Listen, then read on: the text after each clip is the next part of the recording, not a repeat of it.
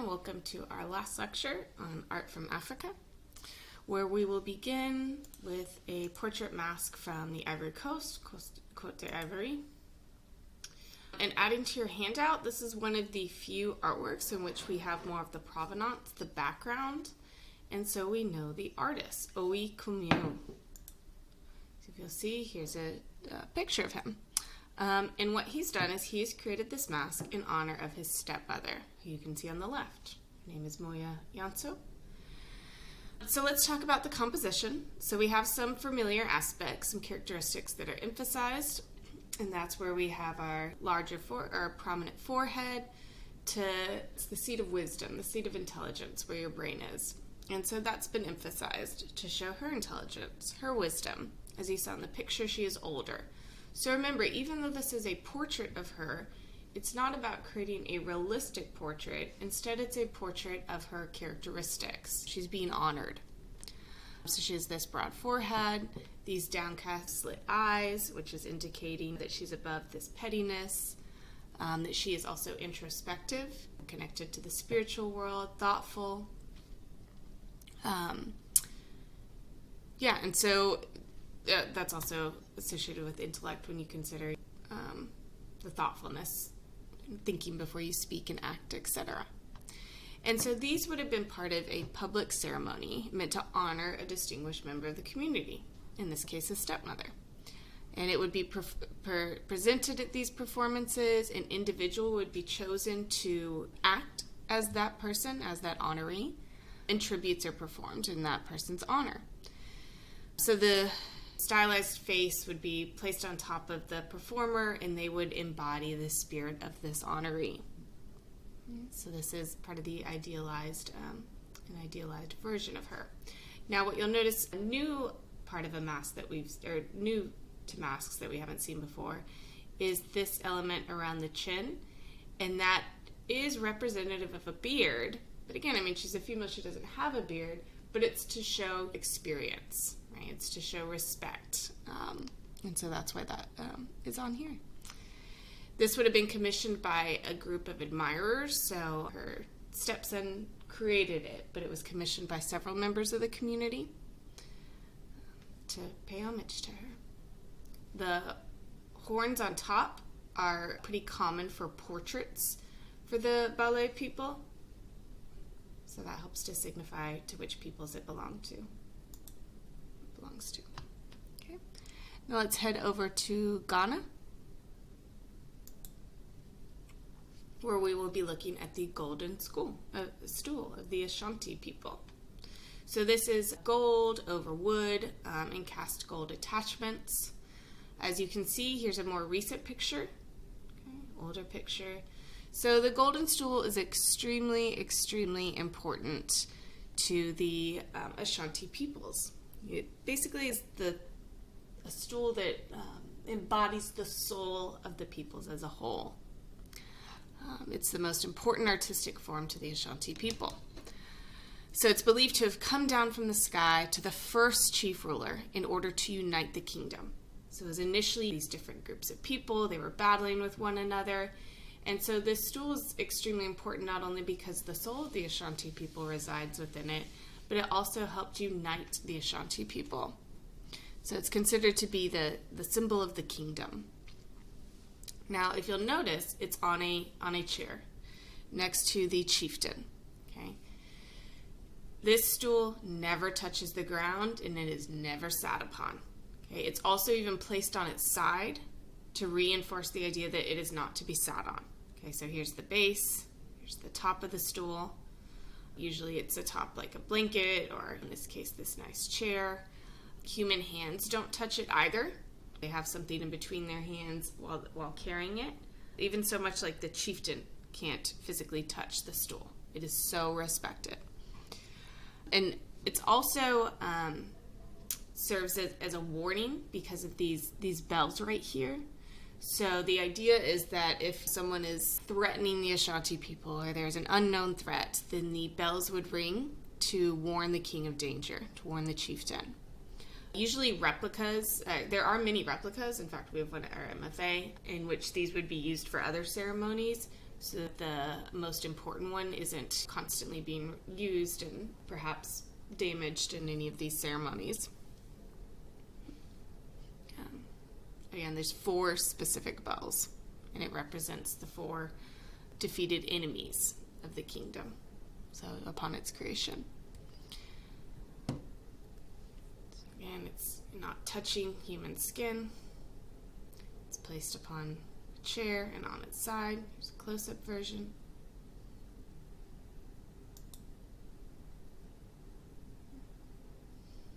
So now it's so important that there was even a war over this golden stool, with a few hundred people were killed during this war. And that was a conflict over British sovereignty in Ghana, formerly called the Gold Coast because the gold mines here. But it was a British representative who threatened the Ashanti people and said, "We're in control of you, so prove it by letting me sit on this." And there was an attempt of him to sit on it. And this caused such an uproar, and of course a rebellion. And the war ended with the British annexation of the Ashanti basically receiving de facto independence. So they were still under British sovereignty, but they had more independence. And they left the stool alone, luckily, because this is the most important item. If you're having a war over an object, there's not much else that can attest to its importance. So I've several students who have asked how this is the first piece that we've covered that's covered in gold. And so Ghana is part of a major trade route, at least from during the medieval ages. So it became wealthy from that. It's also where we see many gold mines. Okay? And it was also part of the transatlantic slave unit, or transatlantic slave, where millions were uprooted. So the Ashanti people, for all of time, up until recently, in the last few centuries, even some of the earliest art that we study, like if you were to take art history in the first semester, some of the earliest artworks depict slaves. So it was common practice across the globe where if you defeated another nation, we don't have prisoners of war that we have today. Instead, those people were either killed or they were used as laborers and therefore slaves. And so what we have here is the Ashanti people, they would conquer other peoples and sell them as slaves. And so that helped them to become wealthier. But again, they were also along these major trade routes for centuries. After these trade routes had died out, then they were making some money by conquering others and capturing others to sell into slavery. But we also have where this used to be called the Gold Coast because we have a major gold mine here. So that's why this region has gold. Slavery didn't end on the African continent until 1900. So here's our War of the Golden Stool. Most important item for the Ashanti people. And again, it holds the soul of the Ashanti people. It's like many of the artworks we've studied, it's believed to be imbued with this spirit. It's extremely, extremely symbolic and the most important one. So if you see ones in museums, they're replicas. The Ashanti people still have their sacred stool.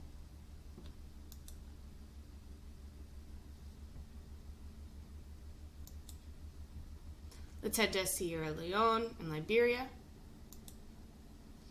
looking at the Bundu mask.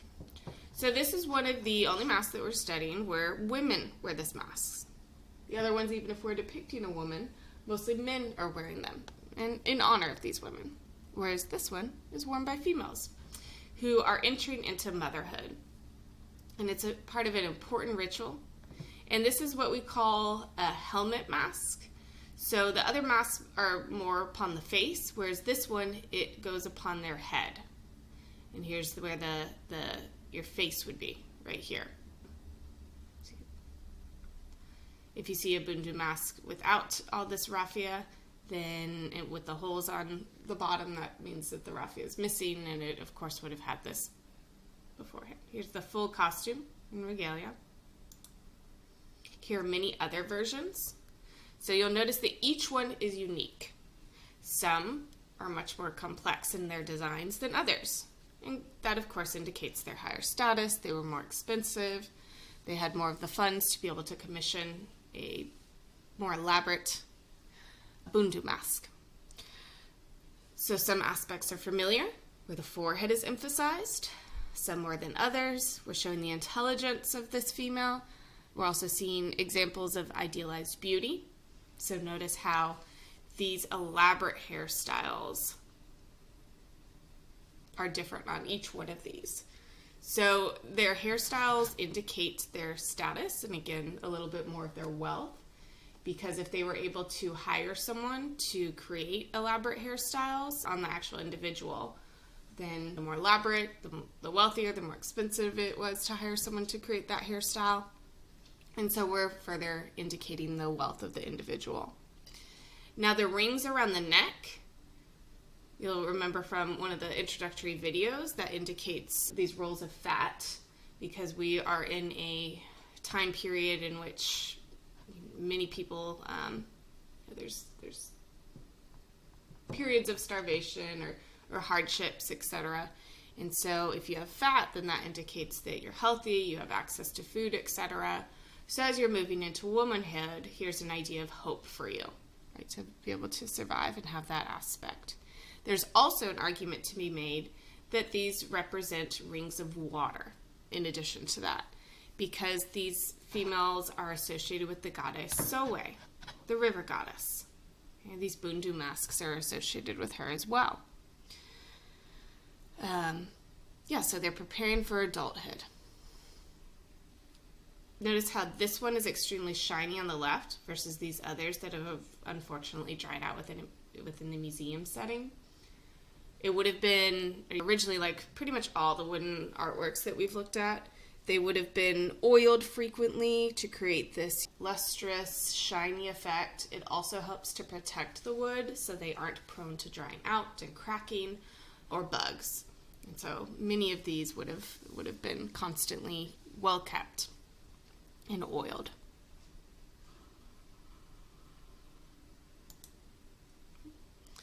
Let's head on over to Cameroon,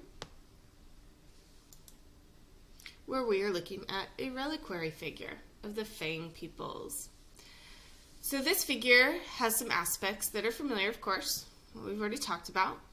What's exaggerated on the large forehead, the slit eyes, the closed mouth. He looks meditative. He's in a state of meditation. But what we haven't seen are these muscles, right? The emphasized muscles. And we also have this protruding belly button. There's an emphasis on his gender, because this is a reliquary figure that protects reliquary boxes. So the Fang peoples are somewhat nomadic, so you aren't burying your dead. Instead, you're carrying them with you. And so the relics of the deceased would be placed into a box. And on top of this box is our Bieri figure. And it is meant to protect the box, this reliquary box, of the deceased ancestors.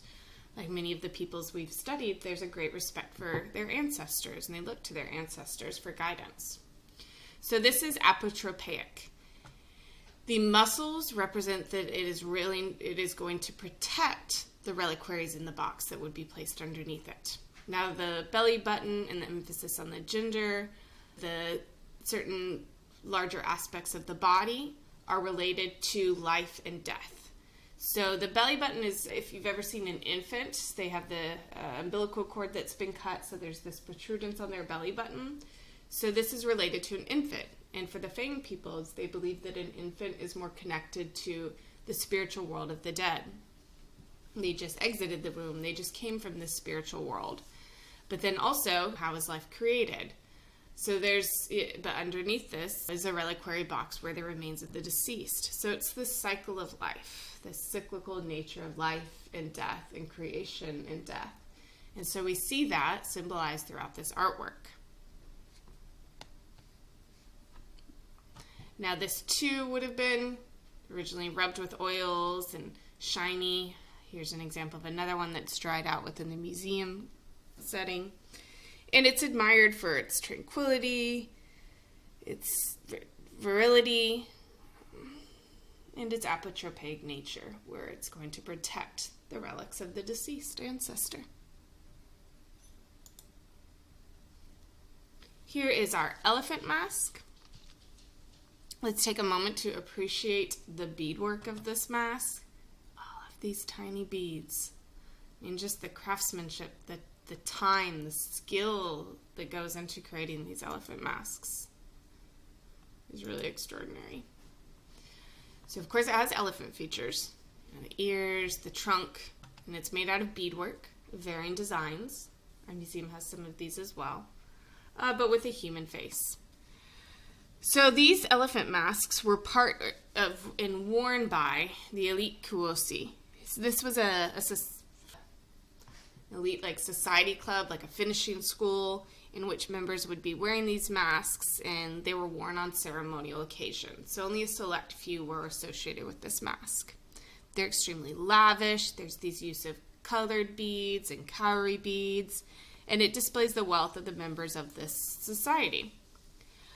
And its colors and patterns are particular to the individual, and only these important people who are members of this elite society can wear these. The maskers would, like all the other masks that we've seen, it would have been part of a full costume. It would be part of a performance and dance and ritual where movement is involved. These maskers would dance barefoot to a drum and a gong, waving spears and horsetails. The beads are representative of power. So with this dance with the spears and the horsetails, that helps to reemphasize this whip action and the weapons and this elite sense of power.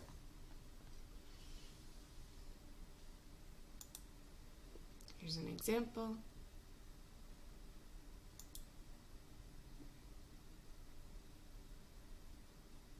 So all of these objects, again, it's hard for us to understand because we're used to art as being aesthetically pleasing, stationary, but all of these are so much more. They all have such agency. They are meant to affect the community.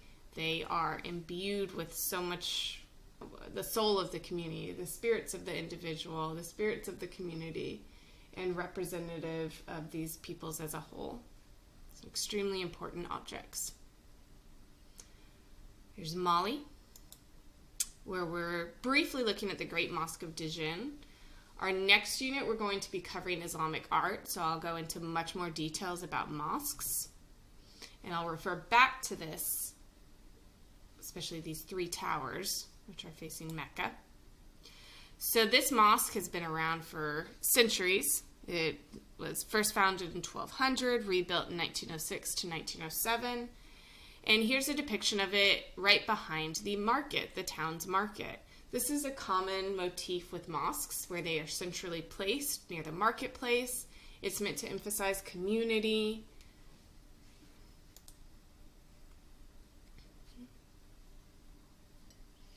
The first one was built by King Mansa Musa, if you remember from one of the assigned resources.